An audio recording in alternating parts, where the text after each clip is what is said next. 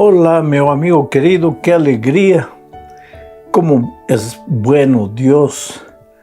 Cuida de nos protege, nos defiende y muchas veces hasta permite que las dificultades aparezcan en la vida. ¿Sabes por qué?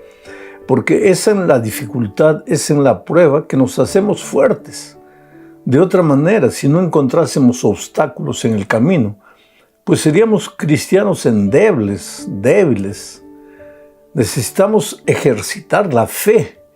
Necesitamos colocar en la realidad, en la vida práctica, aquello que nosotros muchas veces decimos amén, amén, gloria a Dios, Dios es maravilloso. Pues cuando las papas queman, como dicen en el idioma popular, cuando las brasas están ahí en medio del camino, es ahí que tenemos que ver hasta dónde creemos en Dios, cuán fuerte es nuestra fe en Dios. Y recuérdate que la fe se cultiva lentamente, paso a paso, cada día, cuando buscas a Dios, cuando estudias la palabra de Dios, cuando pasas tiempo orando con Él, tu fe se va fortaleciendo. Vamos ahora a la lección número 4 para el 26 de julio del año 2025. Vamos a entrar esta semana en el estudio de las plagas. Llegó el momento de la liberación del pueblo de Israel. El título de la lección es justamente eso, las plagas. Y el propósito de la lección es mostrar que cuando Dios habla y el ser humano se endurece, no hace caso, no obedece, Dios permite que las adversidades propias de la vida lo lleven a reflexionar.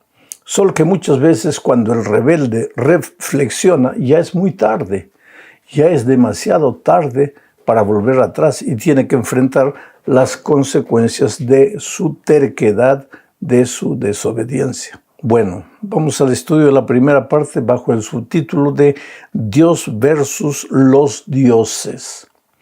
Y esto es interesante, querido. Esta es la clave. Yo creo que este es el pensamiento clave de toda la Biblia.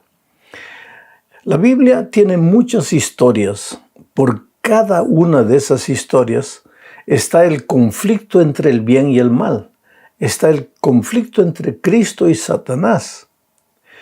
El mundo, el universo entero sería perfecto si en el corazón de Lucifer no hubiera brotado la idea de ser igual a Dios, de sacar a Dios del trono, de colocarse Él en el lugar de Dios, de recibir la adoración que solo Dios merece, pero Lucifer pensó que esa adoración podía ser para Él.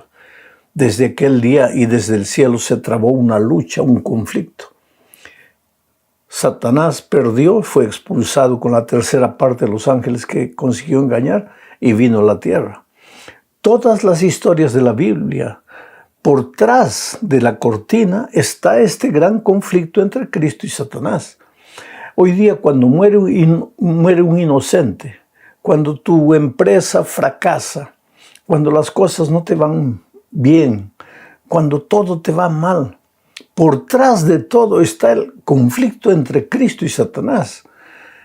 El diablo queriendo hacerte sufrir, queriendo llevarte a la conclusión de que todo lo malo que te sucede es porque Dios es malo. Eso trató de hacer con Job, pero en el corazón de Job él fracasó. Y eso trata de hacer contigo todos los días. Ahora vamos con esto en mente a la historia de las plagas que cayeron sobre Egipto porque Faraón estaba rebelde, terco, desobediente, no quería obedecer la voz de Dios, no quería dejar ir al pueblo de Israel. Y en realidad, las 10 plagas no muestran la guerra entre Dios y Egipto o entre Dios y los egipcios, sino entre Dios y las fuerzas malignas que estaban por tras de Faraón y de los egipcios, disfrazado de pequeños dioses. Por eso el subtítulo de esta parte de la lección es Dios versus los dioses. Dios contra los dioses en letra minúscula, egipcios. Vamos a leer lo que dice Éxodo 7, 11 al 15. Voy a ir comentando. Entonces llamó también Faraón sabios y hechiceros, e hicieron también lo mismo los hechiceros con sus encantamientos. ¿Qué es lo mismo? Lo que habían hecho Moisés y Aarón. Pues echó cada uno su vara, las cuales se volvieron culebras, mas la vara de Aarón devoró las varas de ellos, y el corazón de Faraón se endureció, y no los escuchó como Jehová lo había dicho. Había un dios egipcio llamado Udayet. Tenía cara de culebra. Y es interesante que en el bastón que expresaba el poder de Faraón, la cabeza era la cabeza de culebra. Y los egipcios pensaban que ese era un dios. Y los egipcios pensaban que ese dios llevaría a Faraón cuando muriese, lo guiaría a su eterno destino. Eso es lo que pensaban los egipcios. Adoraban de cierta manera a las culebras y temían a la culebra que estaba en la vara de Faraón. Sin embargo, cuando Aarón, el sacerdote, hermano de Moisés, para mostrar el poder de Dios, hizo que su vara se convirtiera en culebra, Faraón mandó llamar también a sus encantadores y hechiceros, y ellos también hicieron sus varas transformarse en culebras. Solo que la vara de Aarón devoró a las otras culebras, demostrando una vez más aquí el poder de Dios sobre los pequeños dioses de Egipto. Esta podría haber sido ya una evidencia, un motivo, una circunstancia para que Faraón se rindiese y obedeciese a la voz de Dios que le decía, deja ir a mi pueblo. Pero al contrario, dice el texto que su corazón se endureció, se puso más terco, más rebelde. Ahora pasamos a la segunda parte del estudio bajo el título de ¿Quién endureció el corazón de Faraón? Este asunto ya lo expliqué en una lección pasada, pero lo voy a volver a explicar. ¿Quién endureció el corazón de Faraón? Porque, mira, en la Biblia hay 3 frases, en el libro de Éxodo, hay 3 frases que se repiten. La primera frase es, Faraón endureció su propio corazón. Y eso está en Éxodo 8:15 y 8:32. Faraón endureció su propio corazón. Pero hay otra frase, el corazón de Faraón se endureció, como si el corazón solito se pudiese endurecer, que no tuviese nada que ver con Faraón. Y eso está registrado en Éxodo capítulo 7, versículo 13 y en Éxodo capítulo 7, versículo 22. Pero hay una tercera frase, Dios endureció el corazón de Faraón. Y eso está en Éxodo 9, 12, 10, 20, 11, 10, en fin. Al final de cuentas, ¿Faraón endureció su corazón? ¿El corazón de Faraón se endureció solito? ¿O Dios endureció el corazón de Faraón? Querido, todo es la misma cosa. Dios no podría endurecer el corazón de Faraón. ¿Por qué? Porque Dios estaría atentando contra la libertad que le dio al ser humano. Si Dios creó a Faraón con libertad, ¿cómo podría él endurecer el corazón de Faraón? Faraón endureció su corazón solo, decidió no oír la voz de Dios, decidió ser un hombre terco, endureció su propio corazón. Pero como en la literatura hebrea existe el estilo atributivo, ya que Dios es Dios y es el creador de los cielos y de la tierra y nada sucede en el universo sin su permiso, entonces el endurecimiento del corazón de Faraón, que fue por voluntad de él, es atribuida de cierta manera, ese endurecimiento es atribuido de cierto modo al propio Dios. Pero en realidad quien endureció su corazón fue Faraón. Él se puso rebelde, no quiso oír la voz de Dios. Entonces vamos ahora a las 3 primeras plagas. Son la plaga de la sangre, la plaga de las ranas y la plaga de los piojos. Voy a leer Éxodo 7, 17 y 18. Mira lo que dice. Así ha dicho Jehová. Paro aquí para comentar. Así ha dicho Jehová. Aarón y su hermano Moisés no venían a hablar palabras humanas. Ellos venían a decir lo que Dios había dicho. La palabra de Dios tiene valor y tiene poder. Y es bueno que el hombre pare cada vez que oye la palabra de Dios, porque con la palabra de Dios no se juega. Más me vale a mí como ser humano llevar a serio la palabra de Dios. Sigo leyendo el texto. Así ha dicho Jehová. En esto conocerás que yo soy Jehová. ¿En esto? ¿En qué? ¿Qué es esto? Se estaba refiriendo a las plagas que vendrían. En esto, al ver las plagas, conocerás que soy yo Dios.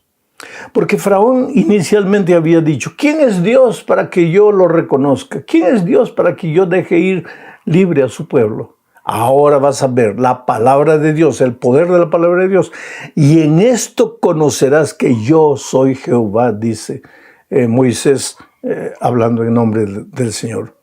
Y sigo leyendo el texto. Dice, he aquí, yo golpearé con la vara que tengo en mi mano el agua que está en el río, y se convertirá en sangre.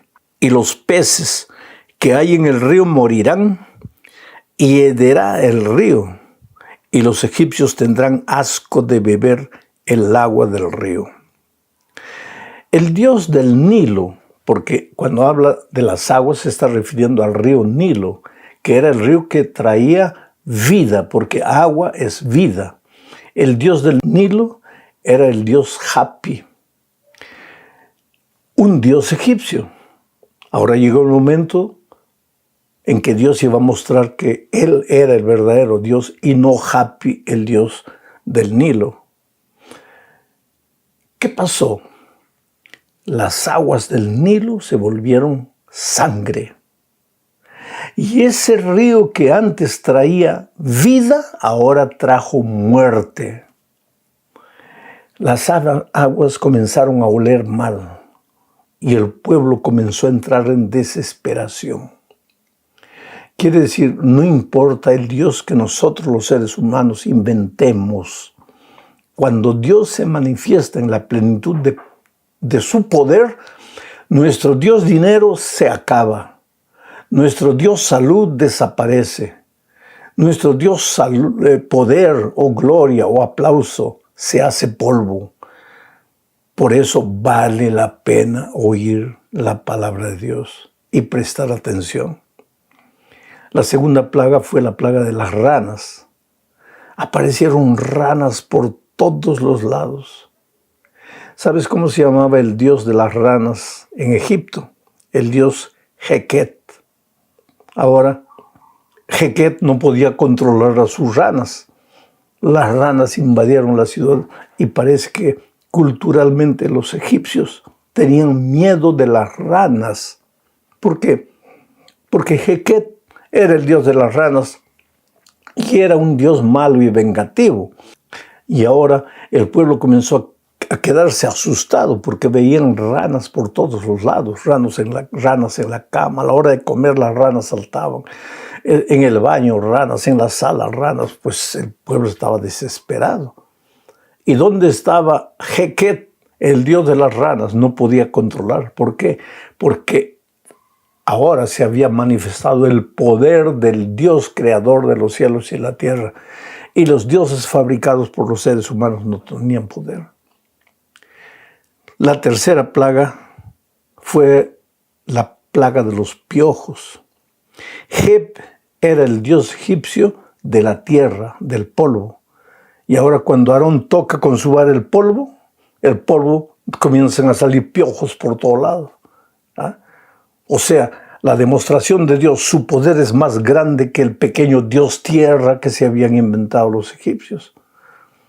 O sea, estas primeras plagas vinieron para probar el poder de Dios. Pero un peligro que nosotros corremos es de comenzar a perdernos en los detalles, que el piojo podría no haber sido piojo, que podría haber sido un mosquito, que podría tener 4 piernas, no, que 5 piernas. No, querido, el objetivo de este estudio no es analizar esos detalles técnicos. Si tú quieres, invierte tiempo, estudia, pero en el momento en que tú, por ejemplo, si eres un profesor de escuela sabática y vas a presentar la lección, no te pierdas en los detalles. Concéntrate en el pensamiento central. ¿Y cuál es el pensamiento central? Los seres humanos podemos inventar el número de dioses que querramos. Los egipcios tenían 1500 dioses. Dios del agua, Dios de la tierra, Dios de la rana, Dios de esto, Dios de aquello. Y Dios vino y con 10 plagas probó a ellos que sus dioses no valían nada. Y hoy nosotros los seres humanos podemos inventar el número de dioses que querramos. Porque para unos es esto, lo otro. Cada uno tiene su propio Dios. Pero más vale oír la voz de Dios porque Dios es Dios y los seres humanos estamos perdidos cuando Dios habla y cuando Dios manifiesta su poder. La siguiente parte de la lección habla de las plagas de las moscas, el ganado y las úlceras. Leo Éxodo 8, 20 y 21. Dice así. Jehová dijo a Moisés, levántate de mañana y ponte delante de Faraón, he aquí que él sale al río. A mí me impresiona este texto y cada detalle del texto. Levántate de mañana. Algunos se levantan muy tarde y ahí las cosas ya no salen bien. El día no produce. Levántate de mañana. La orden de Dios a Moisés fue, levántate de mañana, ponte delante de Faraón, he aquí que él sale al río. Y dile, Jehová ha dicho así, deja ir a mi pueblo para que me sirva. Porque si no dejas ir a mi pueblo, he aquí yo enviaré sobre ti, sobre tus siervos, sobre tu pueblo y sobre tus casas toda clase de moscas. Y las casas de los egipcios se llenarán de toda clase de moscas y asimismo la tierra donde ellos estén. Yo estuve en un país, no voy a decir qué continente ni nada, pero estuve en un país donde literalmente no se podía comer por causa de las moscas. Tú llevabas un bocado de comida a la boca y tenías que estar sacudiendo las moscas porque las moscas se filtraban. Y así mismo, con todo el cuidado, entraban las moscas en la boca. Es una cosa terrible. Ahora imagínate Egipto bajo la plaga de las moscas. ¿Sabes cómo se llamaba el dios de las moscas? Wadjet. Era una diosa que tenía cara de mosca. Diosa de los pantanos, de las moscas. Y ahora las moscas infestaron porque Dios manifestó su poder. Es como si le dijese a la pequeñita diosa Wadjet que ellos habían inventado, tú no tienes poder ni siquiera para controlar las moscas, ni siquiera para controlarte a ti mismo. Yo soy el Dios soberano, eterno, todopoderoso. Pero ¿cómo es el ser humano, no? Moisés le dijo a Faraón, Dios ha dicho, deja ir a mi pueblo. ¿Para qué sufres? ¿Para qué estás sufriendo? ¿Para qué estás haciendo sufrir a tu pueblo? Deja ir a mi pueblo. ¿Qué te cuesta? Pero pues Faraón no quería. Terco. Esto me recuerda a mucha gente hoy, querido. Estamos tantos siglos ya después de Egipto. Y sin embargo, a veces yo cuando hago campañas evangelísticas y llamo y digo a las personas, hoy es el día de buena nueva, hoy es el día de salvación, ven, entrega tu vida a Jesucristo. Las personas sentadas en sus bancos se retuercen, no quieren oír la voz de Dios. Oh, querido, deja tus temores, deja tus miedos, deja tus preconceptos, entrégate al Señor Jesús. No hay otro camino. La siguiente plaga fue sobre el ganado. y el dios del ganado era Hathor. Era una diosa en realidad, la diosa egipcia del amor y la protección. Y era representada por una cara de vaca. Junto a ella estaba el dios Apis, que era el dios toro, pero la plaga vino sobre el ganado. Y entonces, ¿qué sucedió?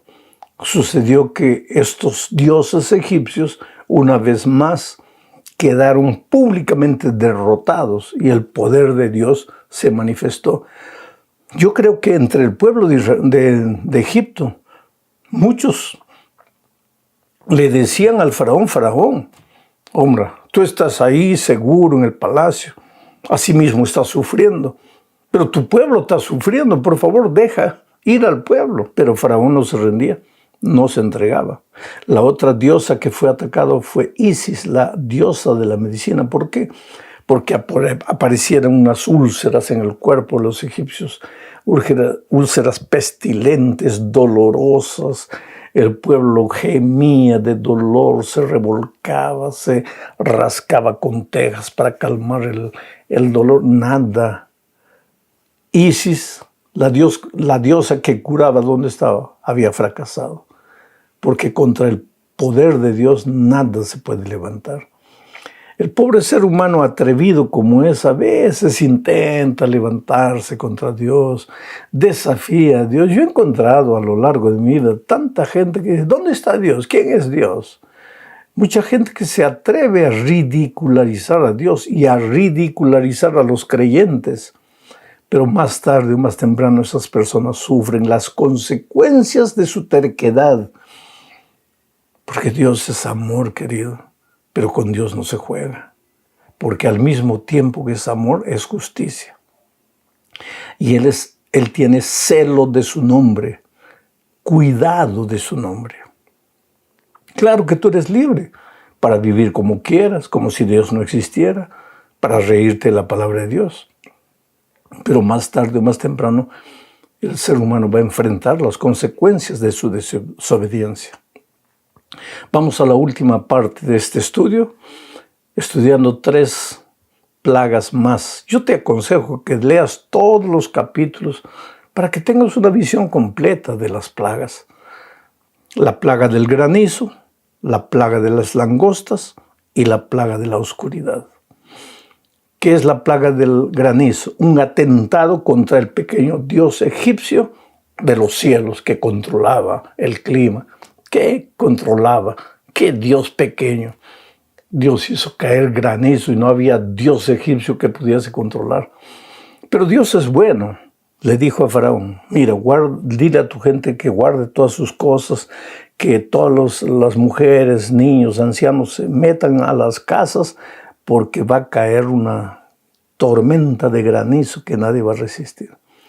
Muchos hicieron caso, obedecieron, inclusive los egipcios, y se libraron de la plaga de los granizos. Pero otros rebeldes, porque siempre no falta esas personas rebeldes que se ríen de la palabra de Dios. Y cuando la plaga vino, pues sufrieron las consecuencias. Y después las langostas invadieron, las langostas comen todo lo que se siembra. ¿Dónde estaba la tierra de la producción, la diosa de la producción? No tenía poder para controlar las langostas. Y finalmente, voy a leer lo que dice aquí Éxodo capítulo 9, versículos 18 al 21. He aquí que mañana a estas horas yo haré llover granizo muy pesado, cual nunca hubo en Egipto desde el día que se fundó hasta ahora. Envía pues a recoger tu ganado y todo lo que tienes en el campo, porque todo hombre y animal que se halle en el campo y no sea recogido a casa, el granizo caerá sobre él y morirá. De los siervos de Faraón, el que tuvo temor de la palabra de Jehová, hizo huir sus criados y su ganado a casa.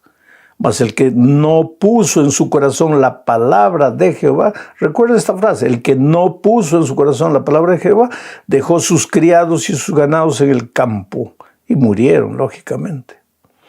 Bueno, terminamos hablando de la diosa Ra y del dios Sol, Tut, que controlaban la luz, el dios Sol, la diosa Luna. ¿Y de qué sirvió? Cuando vino la plaga, los pobres egipcios se quedaron 3 días en plena oscuridad. Seguramente los egipcios clamaban, levantaban la voz, oh Dios Sol, oh diosa Luna. Nada, oscuridad completa. Ahora, lo interesante es que habían puntos de luz, casas de luz, y esas casas de luz eran la casa de los israelitas, porque ninguna de las plagas cayó sobre el pueblo de Israel, porque el pueblo de Israel estaba protegido por el Dios verdadero, creador del cielo y la tierra. Todas las plagas cayeron sobre las casas de los incrédulos. Tinieblas por un lado, luz por otro lado. Y desde el principio de la creación, esa diferencia, tinieblas y luz, Dios marcó la diferencia. En esta época de Israel, tinieblas de un lado, luz por otro lado. ¿Por qué luz? Porque recibieron la palabra de Dios en su corazón. ¿Por qué tinieblas? Porque rechazaron la palabra de Dios. Hoy también nosotros estamos en esa lucha. De un lado nos llama el mundo de tinieblas, de otro lado nos llama Jesús, la luz del mundo. ¿A dónde irás? ¿A quién seguirás? ¿Serás dominado por el mundo de las tinieblas?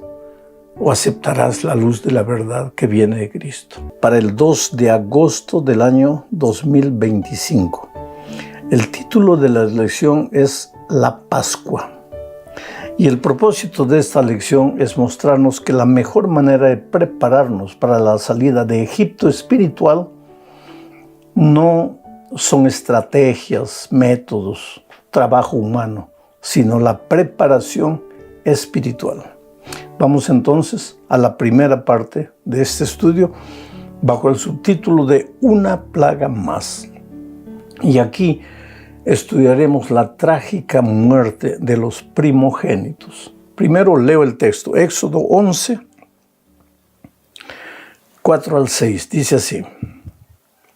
Dijo pues Moisés, Jehová ha dicho así, a la medianoche yo saldré por en medio de Egipto, y morirá todo primogénito en tierra de Egipto, desde el primogénito de Faraón, que se sienta en su trono, hasta el primogénito de la sierva que está tras el molino, y todo primogénito de las bestias.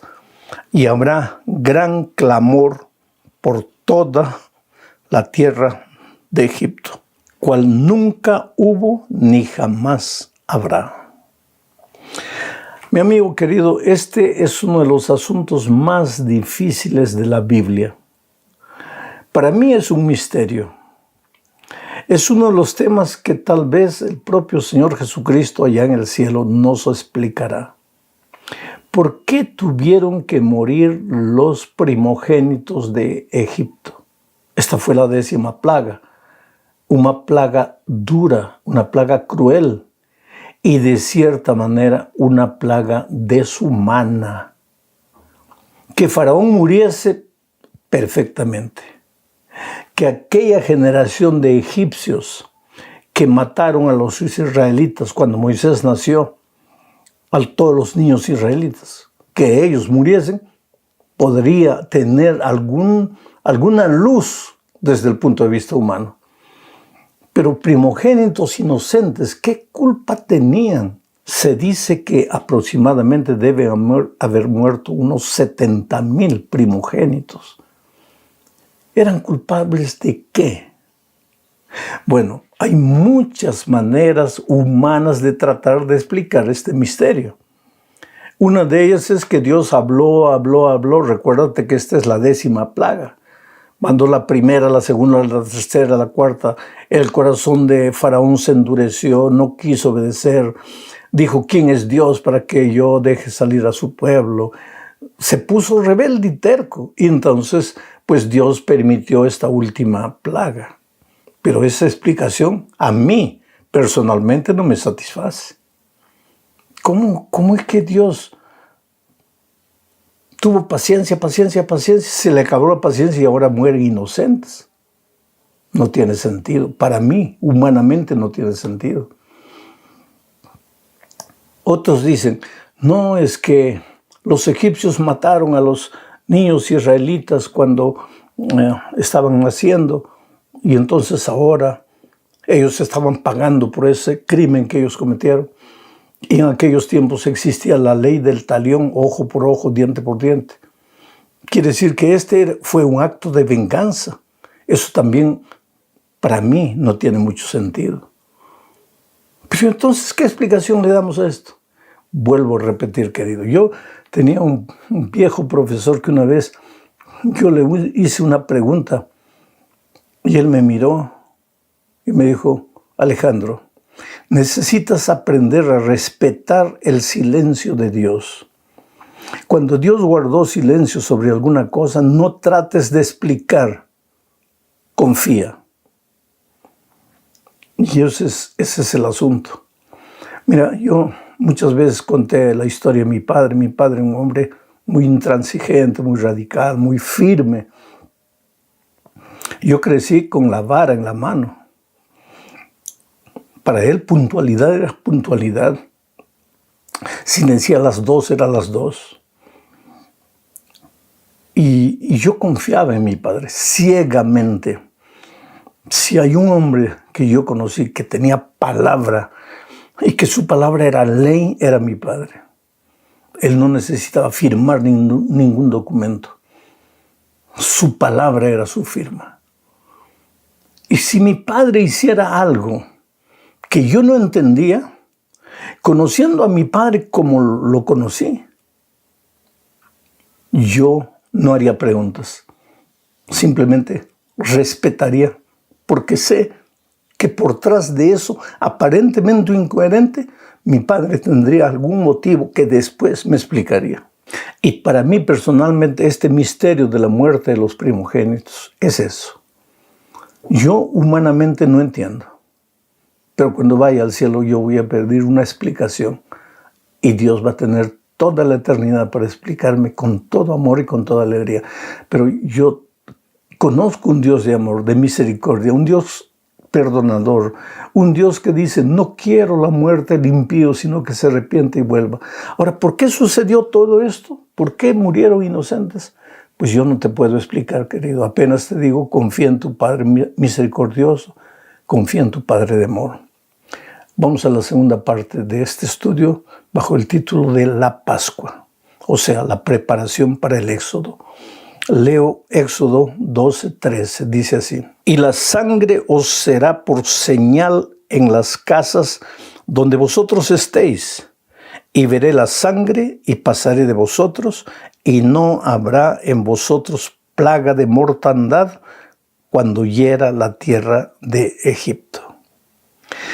Esto es interesante, querido, porque antes de salir el pueblo de Israel ya para la tierra de la libertad, porque pues el faraón tuvo que rendirse. Al ver morir a los primogénitos, pues ¿qué iba a hacer? No le quedaba otra cosa. Pero antes de salir, ¿qué hicieron ellos? Siguieron las órdenes divinas. Iniciaron lo que posteriormente todo año realizaría el pueblo de Israel, que es la fiesta de la Pascua. Mataron un cordero sin defecto. Ese cordero no podía ser sancochado, tenía que ser asado en las brasas. Todo, cuerpo, cabeza, intestinos, todo tenía que ser asado. Y comido, no podía. Si una familia era pequeña de 4 y no podían terminar un cordero, tenían que unirse con el vecino para poder ofrecer solo un sacrificio, un cordero. Comían ese cordero con hierbas amargas y panes sin levadura. Pero no era solo comer. Es interesante, ellos comían con las sandalias puestas, los cintos amarrados y el bastón en la mano, listos para salir, listos para huir. En otras palabras, la preparación del pueblo de Israel para la salida no fue aquí de este lado los hombres, las mujeres, los niños, a ver, escuadrón de 100, escuadrón de... No. También hicieron eso después. Pero la primera preocupación fue una preparación espiritual, porque esta Pascua era más un acto de sometimiento a Dios. De decirle a Dios, Señor, tenemos una larga jornada, pero no queremos comenzar la jornada sin consagrarnos a ti, sin entregarnos a ti, sin dedicarnos a ti.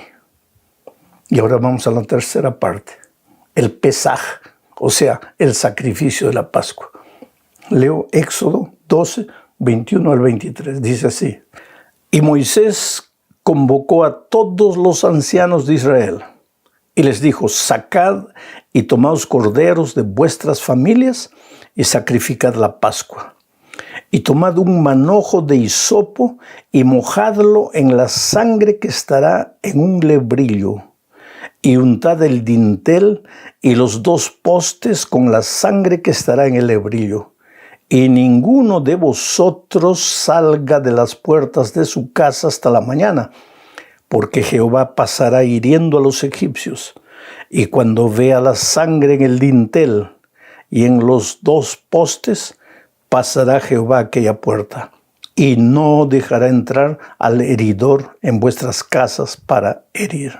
Ponte a pensar, la sangre del cordero debía ser remojada en una esponja de hisopo y debían manchar con esa sangre el dintel y las columnas de la puerta. ¿Por qué?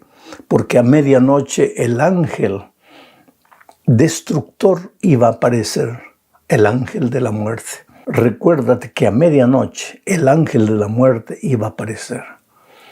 Los primogénitos iban a morir, pero no todos los primogénitos, sino los primogénitos de las casas que no tuvieran la mancha de la sangre en el dintel y en las columnas.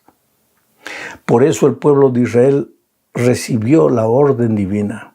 Mojen el hisopo en la sangre y manchen las puertas, porque a medianoche cuando el ángel pase, no va a tocar las casas que estén manchadas con la sangre del cordero.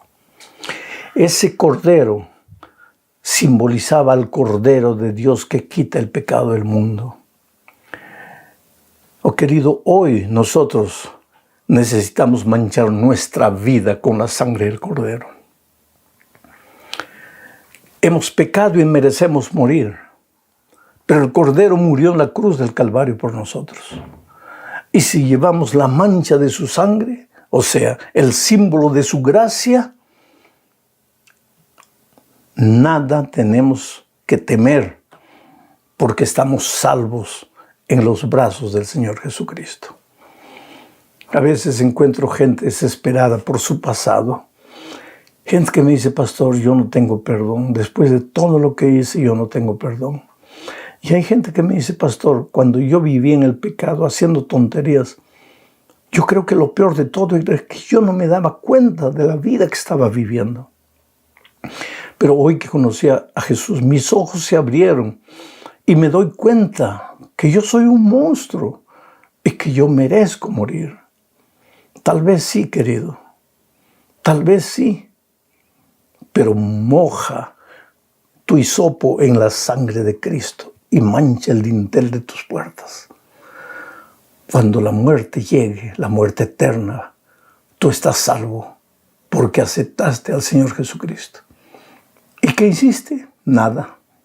Jesús lo hizo todo por ti. Tú solamente aceptaste. Ahora, esta ceremonia de la Pascua no era para que quedase solo con el pueblo de Israel en aquel tiempo. Esto nos lleva a la cuarta parte. Pasa la antorcha. Y leo Éxodo 12, 24 al 27. Dice así. Guardaréis esto por estatuto para vosotros y para vuestros hijos para siempre. Y cuando entréis en la tierra que Jehová os dará, como prometió, guardaréis este rito. Y cuando os dijeren vuestros hijos, ¿qué es este rito vuestro? Vosotros responderéis, es la víctima de la Pascua de Jehová, el cual pasó por encima de las casas de los hijos de Israel en Egipto, cuando hirió a los egipcios y libró nuestras casas. Entonces el pueblo se inclinó y adoró. La importancia de dejar, de enseñar valores, principios e inclusive costumbres para nuestros hijos. Claro que las costumbres cambian. La moda cambia, los estilos cambian, el estilo del cabello cambia. Moisés usaba cabello largo. Hoy si alguien aparece con cabello largo, se lo mira así como un personaje extraño. Porque hoy vienen los jóvenes con el cabello cortado de manera diferente, en fin. Las costumbres cambian, la ropa cambia. Moisés usaba túnica. Si yo vengo a predicar con túnica, tú te vas a reír de mí y vas a pensar que estoy loco. Pero principios y valores no cambian. Y en la Pascua estaba el principio de los principios, el principio de la gracia. Eres salvo no por lo que tú haces, eres salvo por lo que el Cordero hace por ti. Tú pecaste y mereces morir, pero no vas a morir, va a morir el Cordero. Su sangre va a ser derramada. Tú acepta la sangre de Jesucristo en tu favor. Y la mejor manera de aceptar la sangre de Cristo en tu favor es bautizándote. ¿Sabes por qué? Porque Pablo dice, no sabes que cuando te bautizas en la muerte de Cristo, en la muerte del Cordero. ¿Qué quiere decir esto? Que tú pecaste, tienes que morir, pero tienes dos caminos. O mueres tú o te bautizas. Y cuando te bautizas ya moriste la muerte de Cristo. Moriste en la sangre del Cordero, ya no tienes por qué preocuparte. Pero si no quieres bautizarte, entonces tienes que morir tú. Dos caminos. Pastor, no quiero bautizarme, entonces vas a morir tú, porque pecaste. Pero no quiero morir, entonces tienes que bautizarte, porque al bautizarte mueres la muerte de Cristo. Ahora, este mensaje de la sangre de Cristo, de la Pascua, de la liberación, por el poder de Dios y no por la fuerza del ejército israelita. Este mensaje debería pasar de padre para hijo, para el nieto, para el bisnieto. Y el texto bíblico dice, un día cuando lleguen ustedes a la tierra prometida y tus hijos te pregunten, ¿por qué este rito? Entonces tú les explicarás lo que Dios hizo por tus antepasados para sacarlos de la tierra de la esclavitud y llevarlos a la tierra de la libertad. Vamos ahora a la última parte de este texto bajo el subtítulo de El juicio divino. Leo Éxodo 12, 29 y 30. Dice, y aconteció que a la medianoche Jehová hirió a todo primogénito en la tierra de Egipto, desde el primogénito de Faraón, que se sentaba sobre su trono, hasta el primogénito del cautivo que estaba en la cárcel, y todo primogénito de los animales. Y se levantó aquella noche Faraón, él y todos sus siervos y todos los egipcios, y hubo un gran clamor en Egipto, porque no había casa donde no hubiese un muerto. La salvación no es exclusiva. La salvación es inclusiva. Pero entiende bien lo que te voy a decir. La salvación no es para un grupo cerrado de personas. ¿Tú crees que la salvación en este tiempo fue solo para Israel? No. Si un egipcio quisiese manchar las puertas de su casa con la sangre del Cordero, si un egipcio prestase atención a su vecino israelita y participase de la ceremonia de la Pascua, matando el Cordero y manchando el umbral, el dintel de su casa, también el ángel destructor no hubiera tocado su vida. Oh querido, hoy es el día de la paciencia, de la predicación del Evangelio. Hoy día el tercer ángel proclama a voz en cuello el mensaje: temed a Dios y dadle gloria, porque la hora de su juicio ha llegado. No dice está llegando, no dice va a llegar, ha llegado. Proféticamente en 1844 comenzó la hora del juicio. Los libros han sido abiertos. En el cielo se está juzgando el caso de cada ser humano. Cristo es nuestro abogado defensor. Y ahí se va a ver quién tiene la mancha de la sangre. En otras palabras, quién aceptó a Jesucristo como su Salvador. Quién se rindió, quién se entregó.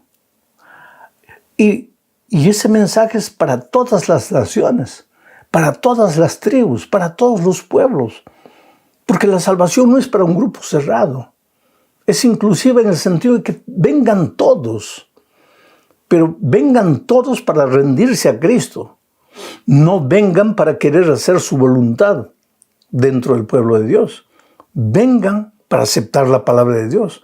Vengan para rendirse a los valores y principios divinos. Vengan para entregar el corazón a Jesús. Yo no quisiera acabar este estudio sin decirte que lo que importa de todos estos estudios que tienen que ver con la Pascua, con las plagas, no es el aspecto técnico, no es el aspecto histórico, sino las lecciones que podemos sacar de esas historias para aplicarlas a nuestra vida.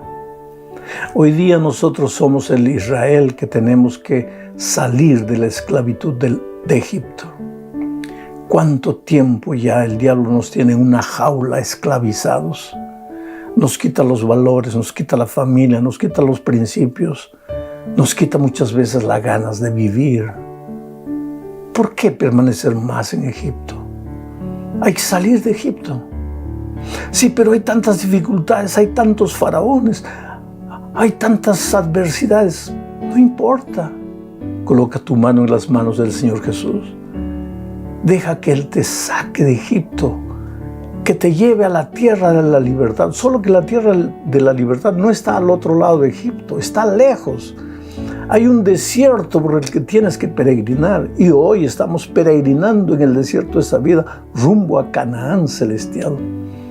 Pero un día llegaremos a la casa del Padre, para vivir con Él eternamente. Por tanto, tus dolores, tus sufrimientos, tus tristezas en esta tierra no son para siempre. Tómate de la mano de Jesús y resiste.